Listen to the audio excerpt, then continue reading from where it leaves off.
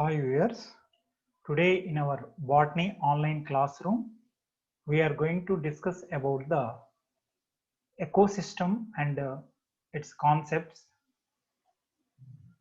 So first we come to the definition of ecology, the branch of biology that deals with the study of interactions between organisms and their environment is called as ecology.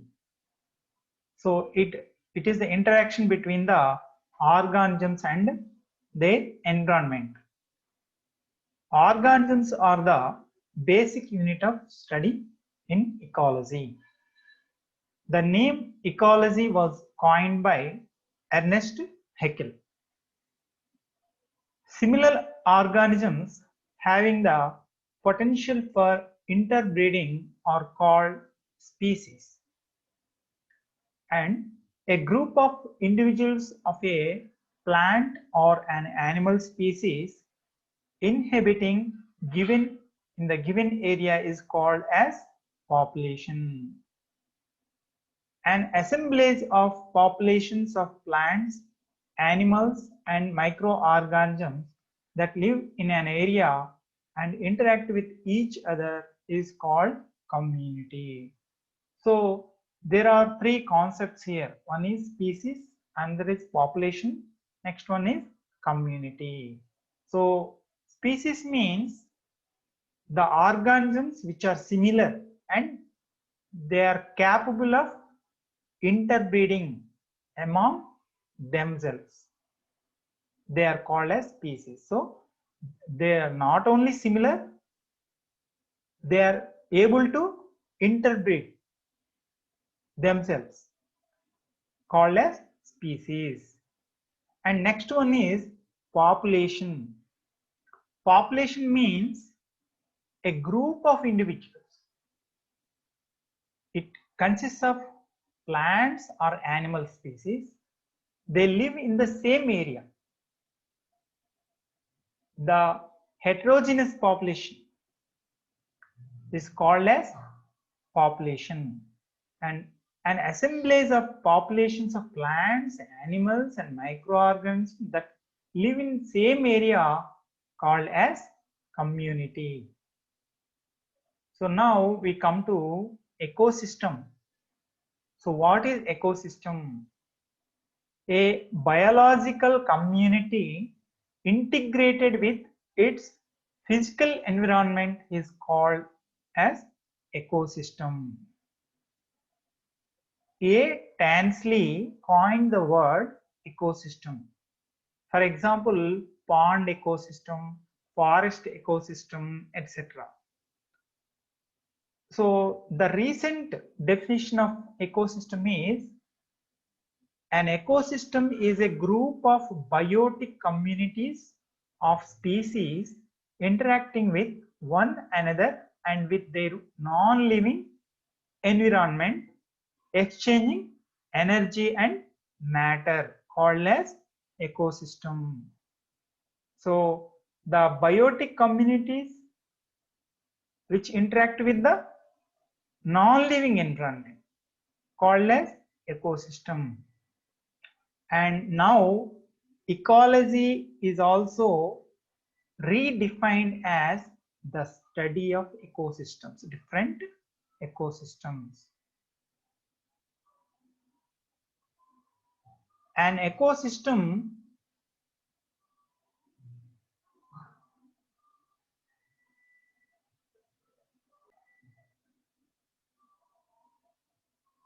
so what are the components of the ecosystem? An ecosystem has two components. One is abiotic, that is also called as non-living. Second one is called biotic, that is the living. So there are two components. One is non-living, also called as abiotic, and second one is living or biotic. These are the two main components of the any ecosystem. So because ecosystem is an interaction, the dynamic interaction between the biotic and abiotic components. So these are the two main components. Abiotic components comprise inorganic substances like nitrogen, oxygen, carbon dioxide, and metals like copper, iron, gold, etc. and dead organic matter that is also called as humus. So in general, in summary, we can say that there are two types of abiotic components. They are inorganic and organic, and also abiotic components include the atmospheric factors like temperature, humidity, weather conditions, etc. And next one, biotic components include the living organisms. They are classified into producers, consumers, and decomposers. So now we see an ecosystem which consists of the biotic and abiotic components. The biotic and abiotic factors combine to create a system that is called as ecosystem. So as the figure depicts, it is the intersection between the biotic and abiotic components. So ecosystem is the interaction, dynamic interaction between the abiotic and biotic components of an area.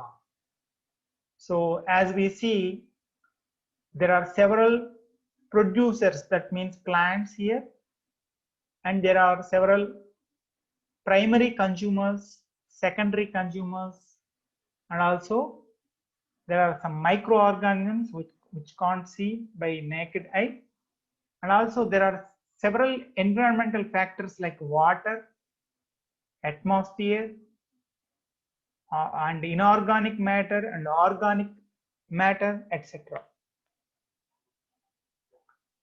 So now we see the components of ecosystem in detail. As we discussed, there are two main components in ecosystem. First one is abiotic. It includes several environmental factors like light, temperature, water, soil, which includes both the inorganic materials and organic materials. So inorganic materials usually called as minerals, and organic matter is usually called as humus. So that is the dead organic matter. So these are all the abiotic components of an ecosystem. And now we see the biotic components. They are broadly divided into autotrophic biotic factors. They are also called as producers. That means the plants which are able to, the green plants which are able to carry out the photosynthesis and synthesize their own food material, called as autotrophic organisms or producers. These are nothing but green plants. And the second category is heterotrophic components. That means they depend on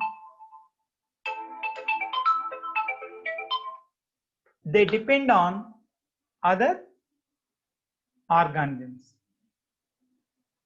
So they are broadly divided into consumers and decomposers. So consumers are again divided into primary consumers. They are also called as herbivorous animals. Secondary consumers, they are also called as carnivorous animals. And finally, tertiary organ consumers, they are also carnivorous animals. Primary consumers, they directly depend on the producers. That means plants. They are called as herbivores.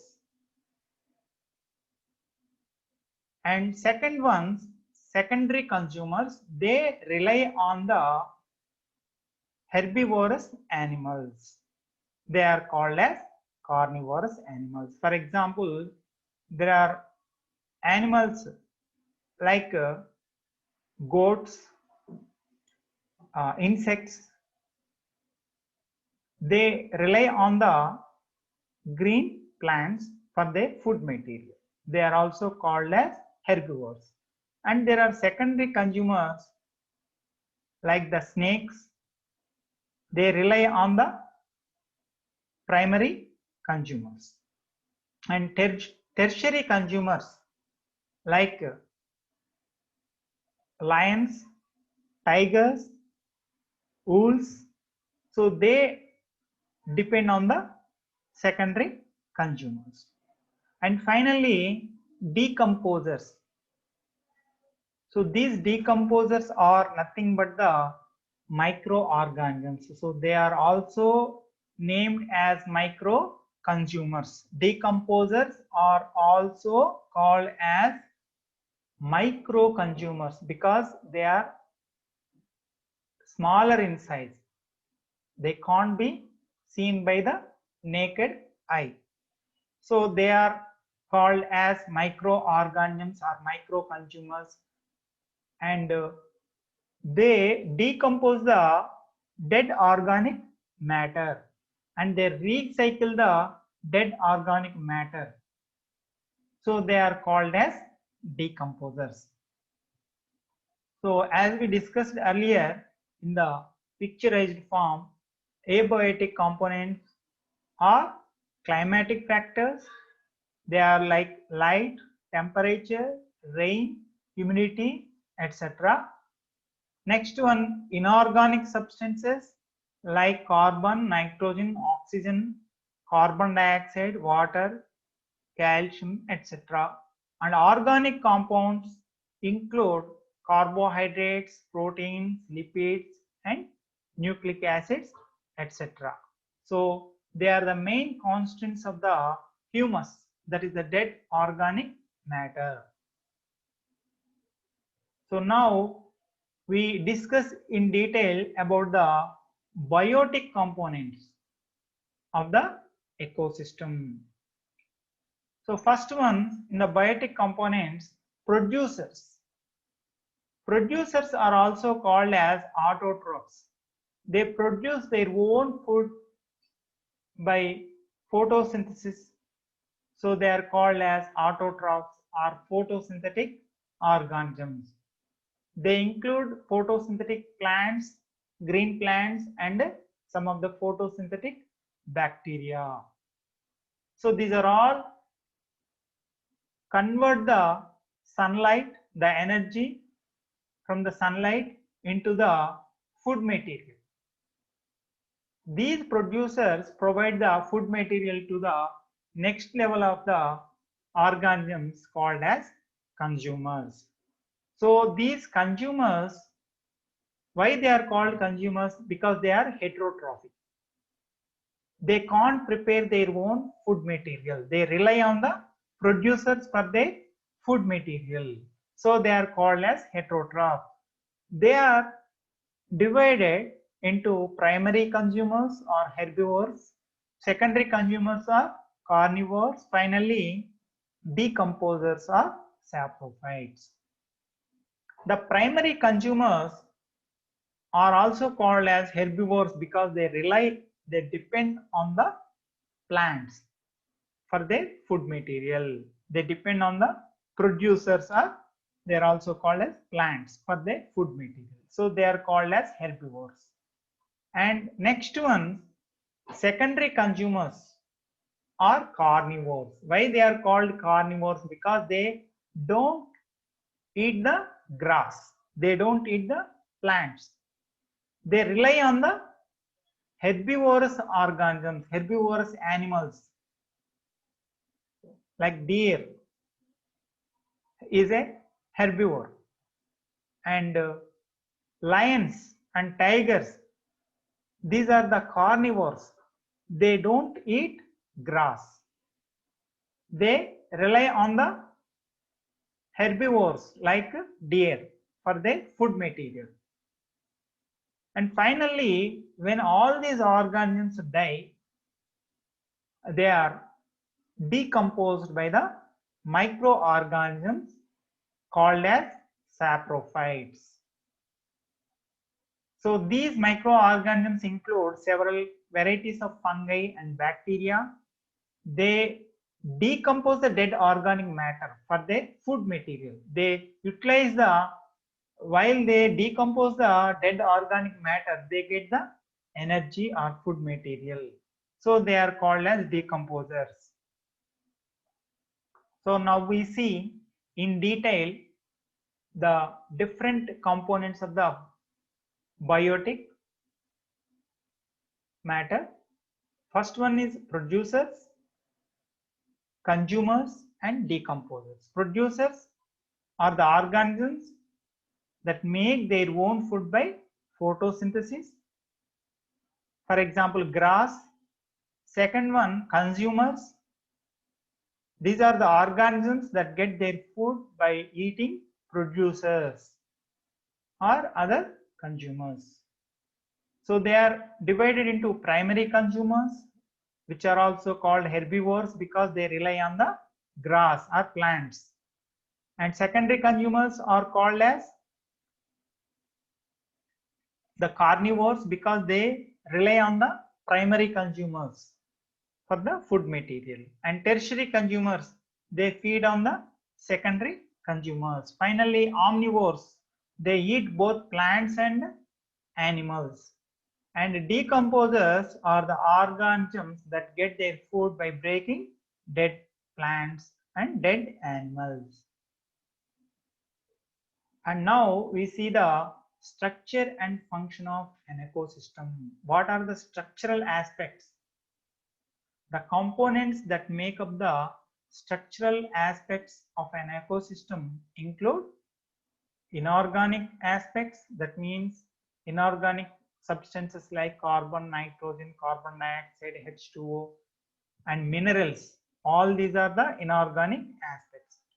And organic compounds like proteins, carbohydrates, lipids, etc. These are the organic components. And also climatic factors like temperature, moisture, light, and topography, etc.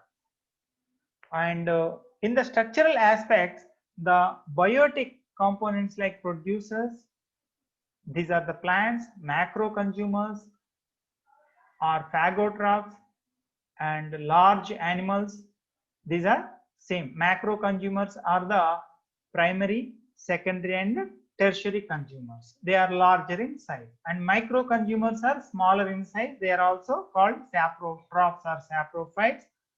They are also called as decomposers. They absorb the material, decomposed material, for example, fungi and bacteria. And functional aspects of the ecosystem include energy cycles, food chains, diversity and interlinkages between the organisms, the nutrient cycles, for example, biogeochemical cycles, and evolution. Now we come to food chain. What is the food chain? Now we see the ultimate source of energy in the ecosystem, that is sunlight. Sun provides the source of energy.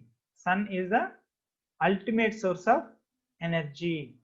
Using the sunlight, plants produce the food material. They synthesize the food material by photosynthesis. So they are called as producers. So plants rely on the sunlight for producing the food material. So they are called as autotroph. And for example, grasshopper, it relies on the plants for its food material.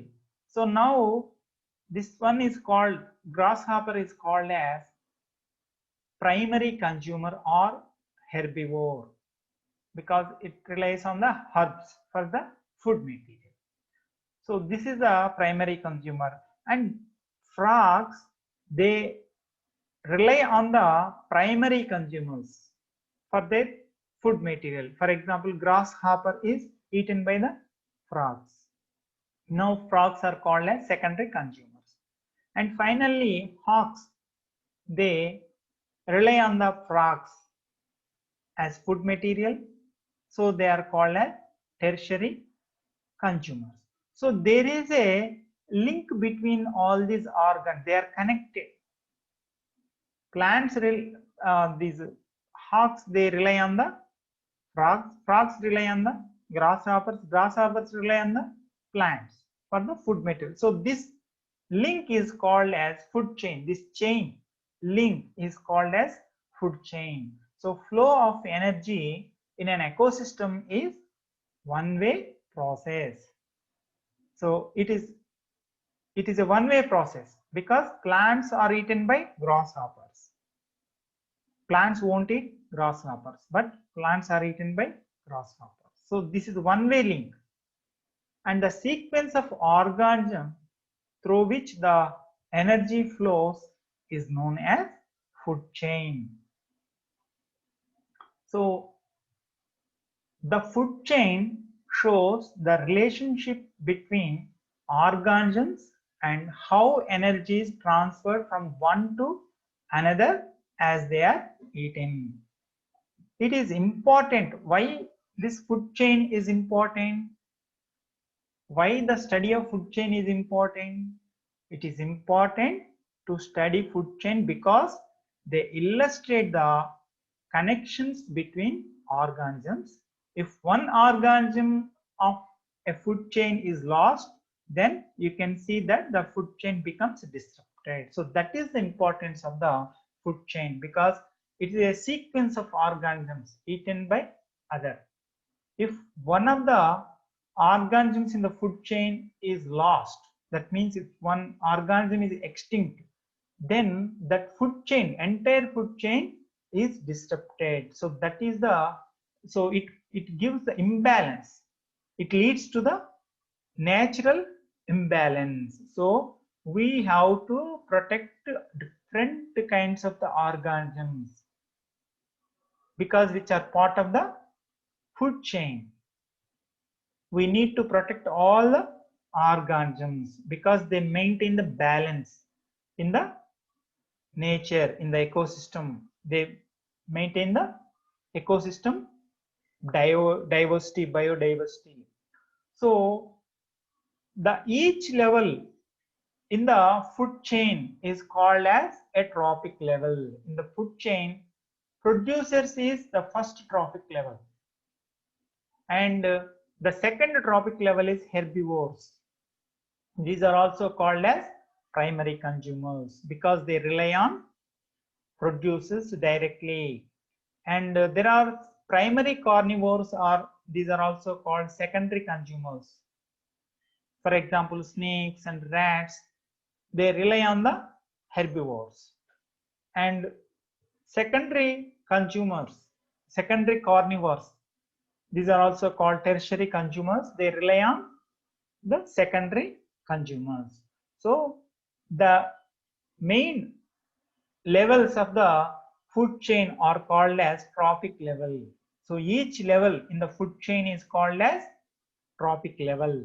So the first trophic level is always producers, and next trophic level is primary consumer. Next one is secondary consumer. Next one is tertiary consumers. Finally, decomposers. These are the micro consumers, also called as saprophytes.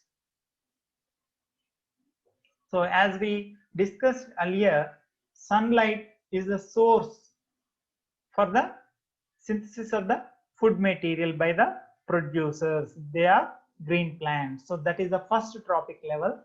And second trophic level constitutes herbivores or primary consumers. And next trophic level, that is third trophic level, constitutes carnivores These are also called consumers, secondary consumers, and tertiary consumers. These are the large carnivores which constitutes fourth trophic level, and final one is decomposers.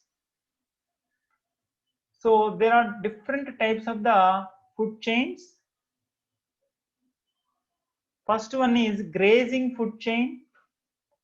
Grazing food chain means the producer or green plants depends upon sunlight, and producers are consumed by herbivorous animals. That is, these herbivorous animals eat plants and they are consumed by the carnivores. So this type of the food chain is called as grazing food chain. In the grazing food chain, the first level is plants. These are the producers. And secondary, these are also called as primary consumers or herbivores. For example, goats, they eat the grass. So this is the grazing food chain. And finally, tigers, these are also called carnivores. They eat the goats. So this is a sequence. In the first level, we observe the producers. These are the plants, and second level constitute the herbivores, and third level constitute the carnivores. So this type is called as grazing food chain. And next one is called detritus food chain. The type of food chain initiated by microorganisms like bacteria and fungi is called as detritus food chain. So it is initiated by the dead organic matter, like dead bodies of the animals. These are the source of food material for the microorganisms. Detritus microorganisms like bacteria. These are also called as saprophytes, bacteria and fungi. So these are eaten by the flies. These flies are eaten by frogs. Frogs are eaten by snakes. Snakes are finally eaten by hawks. So this type of the food chain is detritus food chain. So the importance of the food chain is interdependency within a food chain helps to maintain the balance of plant and animal population. And the significance of food chain includes the knowledge of food chain helps in understanding the feeding relationship as well as the interaction between the organism and ecosystem. The food chain also helps in understanding the mechanism of energy flow and circulation of matter in ecosystem.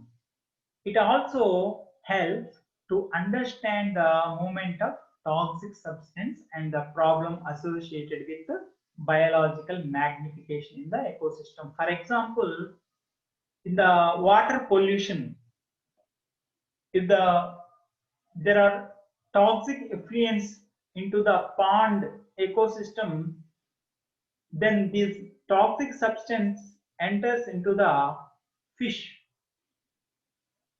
This fish is eaten by the man. So here the toxic material which is present in the aquatic ecosystem enters into the human being through the fish. So this is the importance of the study of food chain, because through the food chain the components enter from one trophic level to another. That means if there is any toxic material in one of the trophic level, that consequently enters into the subsequent trophic levels. So that is, it is very important to study the interrelationship in the food chain.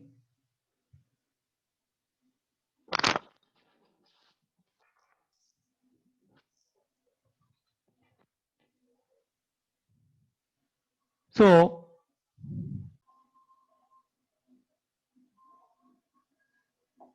the food chain and food web. So now we see the concepts of food chain and food web. The transfer of energy from one trophic level, that means from producers to next trophic level, that is consumers, is called food chain. For example, as we discussed, grazing food chain, which extends from producers through herbivores to carnivores. Different food chains are mostly interconnected.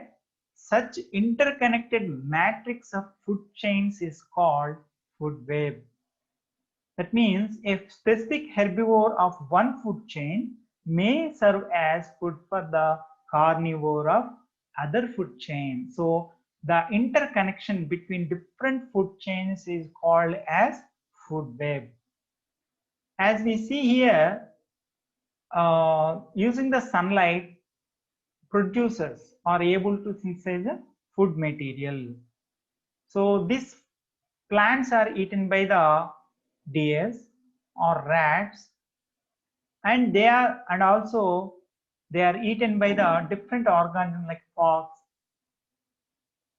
and also different kinds of organisms like fox, birds. So there is interrelationship between the different food chains. This interconnected matrix is also called as food web. Food web can be defined as a network of food chains which are interconnected at various trophic levels so as to form a number of feeding connections amongst different organs of a biotic community. It is also known as consumer resource system. So as we see here, there is a interconnection.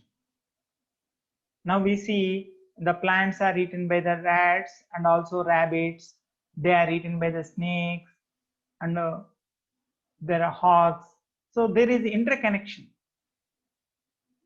between the different food chains. This interconnection between the food chain appears like a web. It is called as food web. Food chains are generally found to be interlinked and interwoven as a network and are known as food web. Food web, a system of interlocking and interdependent food chains in a given area. A food web is several food chains connected together. A food web is many food chains linked together to show a more accurate model of all possible feeding relationships of organisms in an ecosystem. So it is in brief, food web is a interlinked connection between different food chains, appear like a network or a web. It is called as food web. Now we see the energy flow in an ecosystem.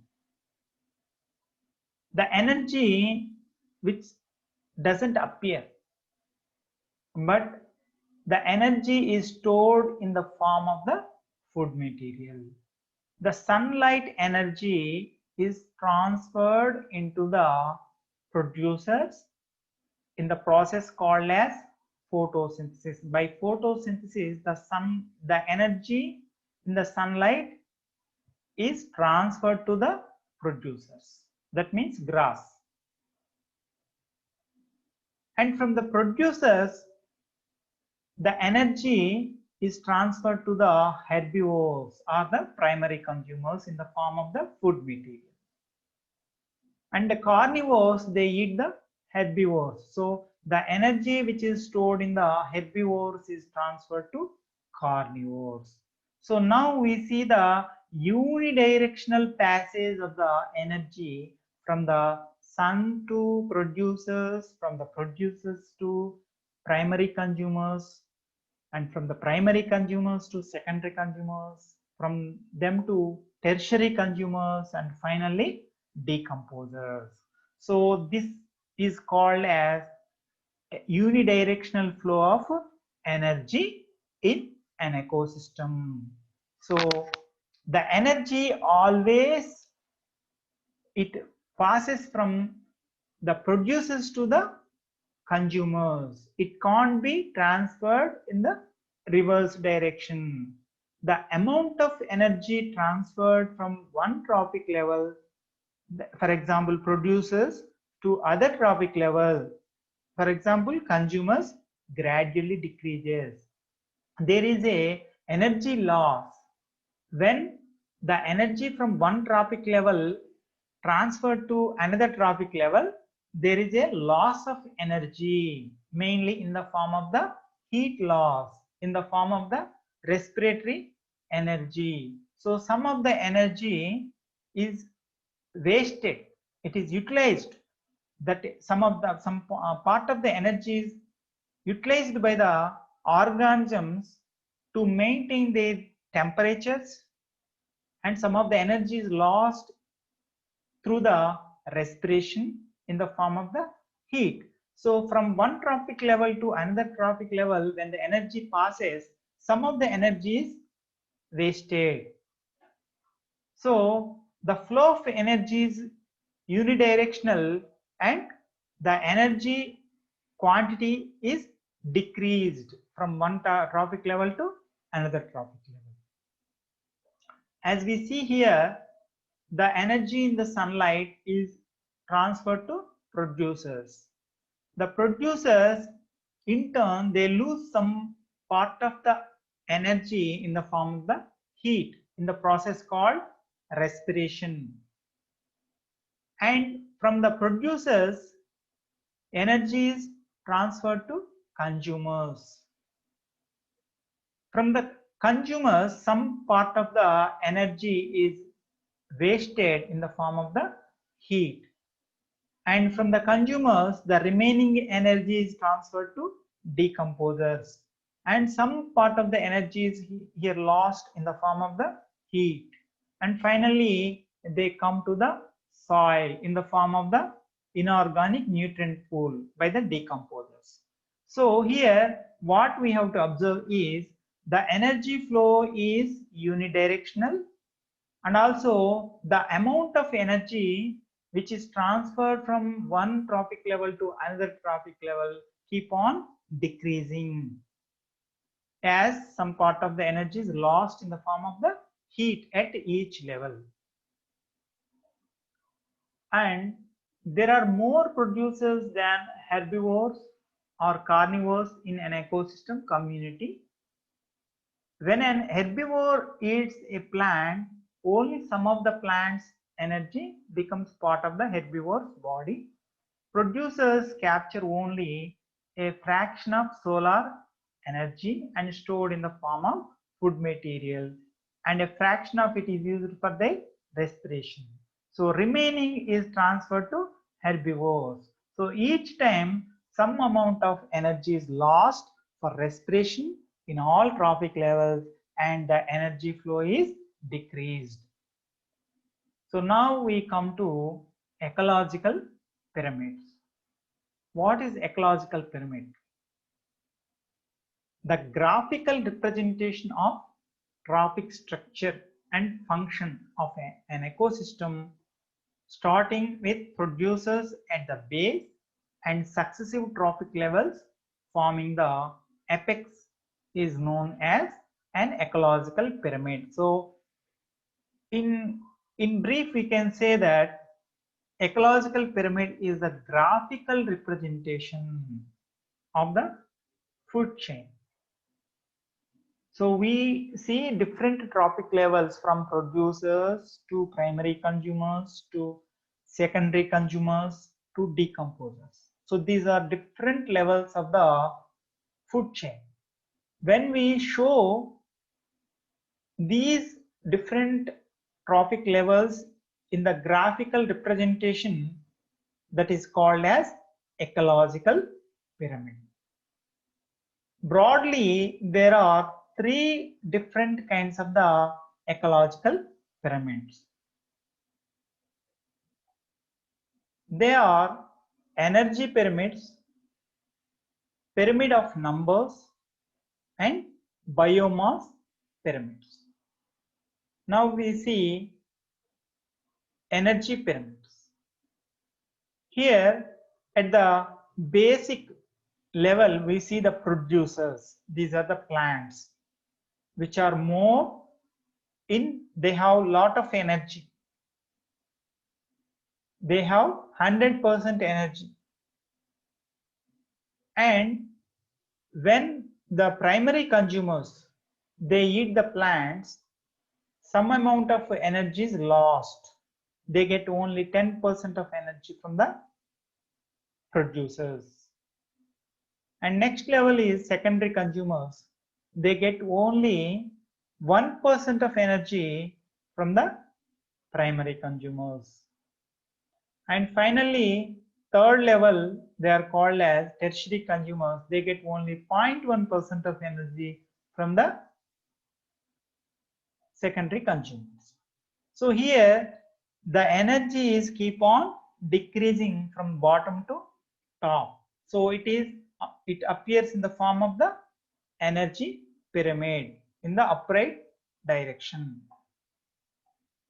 So now we see the inverted pyramid also. In case of the aquatic ecosystem, we see the biomass of the producers is less compared to the herbivores, and the biomass of the carnivores is more. So the biomass pyramid in the aquatic ecosystem is inverted. And pyramid of numbers, we see based on the numbers at each trophic level, we can form the pyramid of number. So this is the graphical representation of the different levels of the organisms based on their numbers. So usually producers, that means plants, grass plants, are more in number compared to the primary consumers. And secondary consumers, when we compare to the primary consumers with the secondary consumers, primary consumers are more in number. And finally, compared to the tertiary consumers, primary consumers are more in number. So when we represent these numbers in the graphical form, this is called as pyramid of numbers. So it forms an upright pyramid. So as we see here, pyramid of numbers in grassland and in the aquatic, in the tree system, and we see here in the grassland, the small grass plants which are more vast, and more in number compared to the primary consumers. For example, grasshoppers, they are less in number compared to the grass plants. And when we compare the grasshoppers, the number of frogs are less in number, and we compare them with the number of grasshoppers. And snakes, the number of snakes are less in number when we compare with the number of frogs.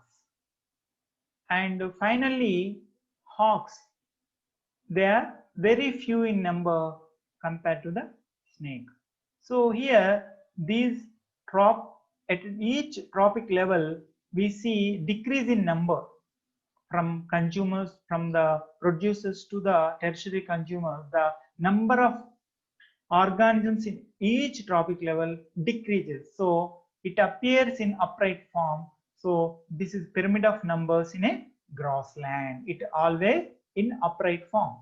And when we see in case of the tree ecosystem, or it is also called as parasitic ecosystem, the tree, even though it is larger in size, it is single in number.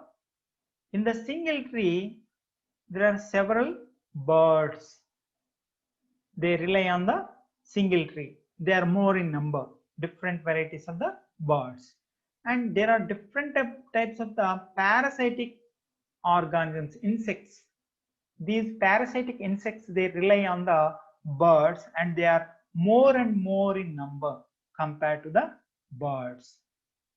And there are several paraparasites.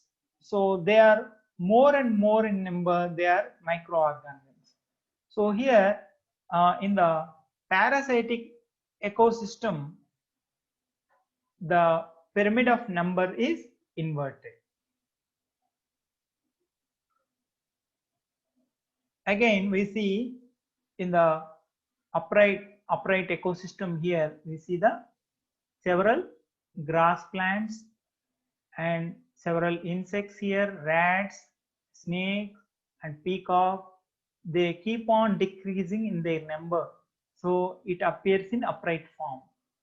And in the aquatic ecosystem also, the pyramid of number, it is in the upright form, because the algae, small grass plants are more in number compared to the small fish, and larger fish are smaller in number. Finally, the birds like cranes, they are less in number, so it also appears in the upright form.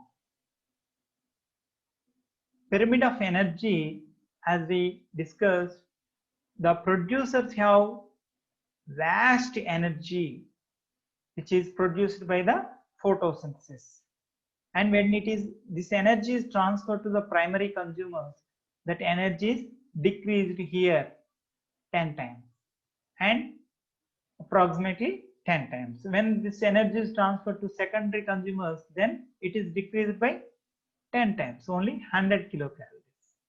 And finally, when it reaches the tertiary consumers, it is only 10 kilocalories. So initially, the energy in the producers is 10,000 kilocalories, but by the time it reaches the tertiary consumer, it is only 10 kilocalories. It is represented by the upright pyramid of energy.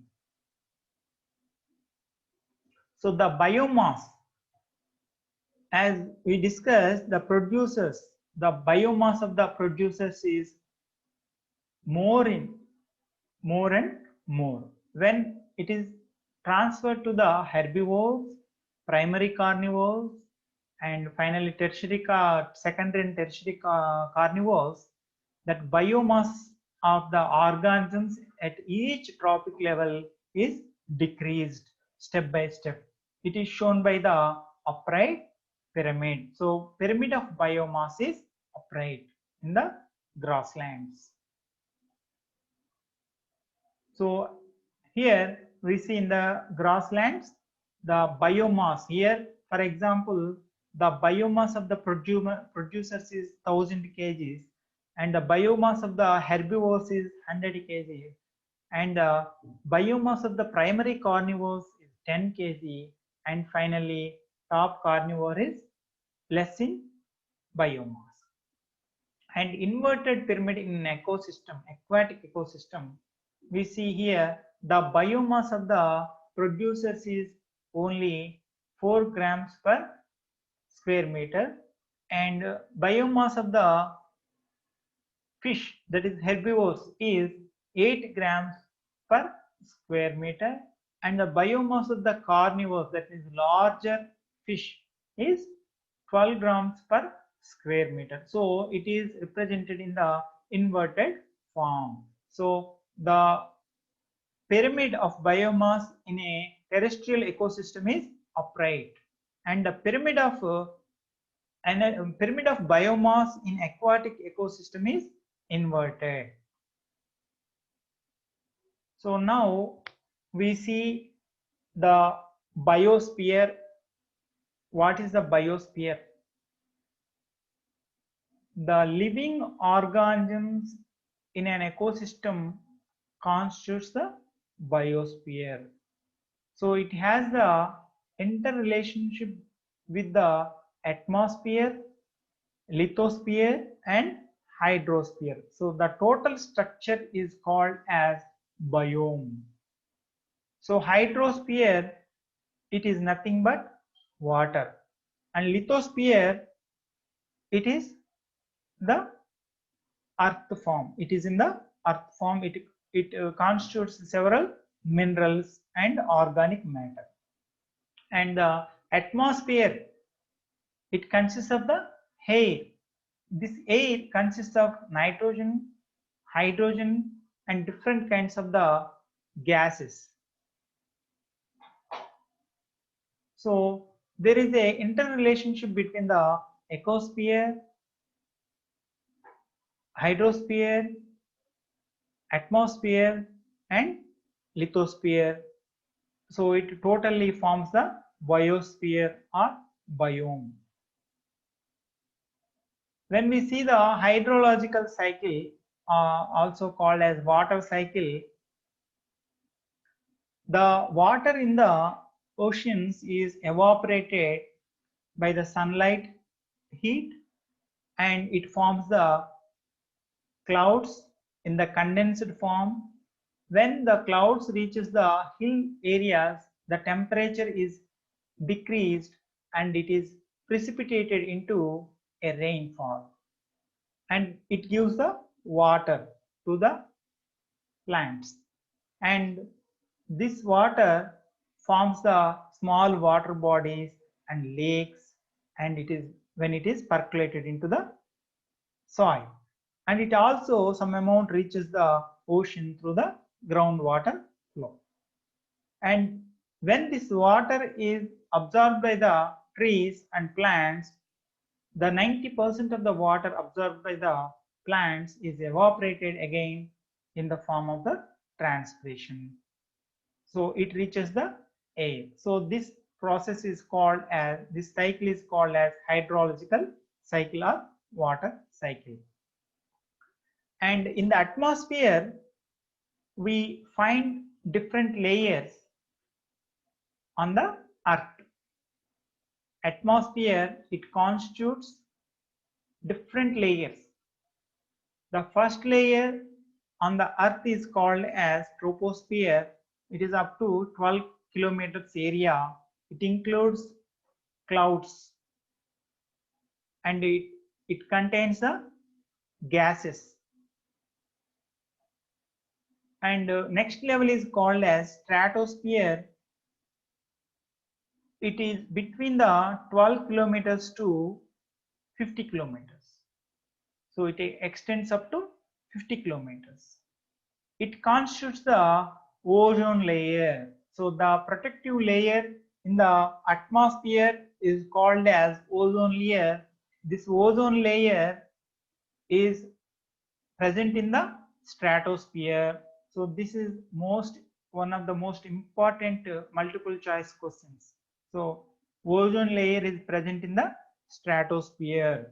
It protects the organisms on the earth from the ultraviolet radiation from the sun. So the ultraviolet radiation which is released from the sun is protected. Ozone layer protects the ultraviolet radiation released from the sunlight. So here oxygen is converted into ozone, that is O3. O2 is converted by using the ultraviolet radiation, and it forms the O3, that is called as ozone layer. And the next level is called as mesosphere. It extends from 50 kilometers to 80 kilometers above the stratosphere. And the uppermost layer in the atmosphere is called as thermosphere and exosphere. And thermosphere, it extends from 80 kilometers to 700 kilometers. It is the temperature, some thousands of degrees of temperature is present in the thermosphere. And the final layer is called as exosphere, and here it extends from 700 to 10,000 kilometers. So as we see here, this exosphere provides the shelter for the several satellites. Okay, thank you. So today we discussed about different concepts of the ecosystem, what is ecosystem, and what are the components of the ecosystem like biotic components and abiotic components, and what is food chain, what is food web, and what are the different trophic levels in the food chain. And we also discussed about the 3 different types of the ecological pyramids: biomass pyramids, pyramids of numbers, and pyramids of energy. And we also discussed about the earth and its atmosphere. What are the different levels of the atmosphere? Okay, thank you.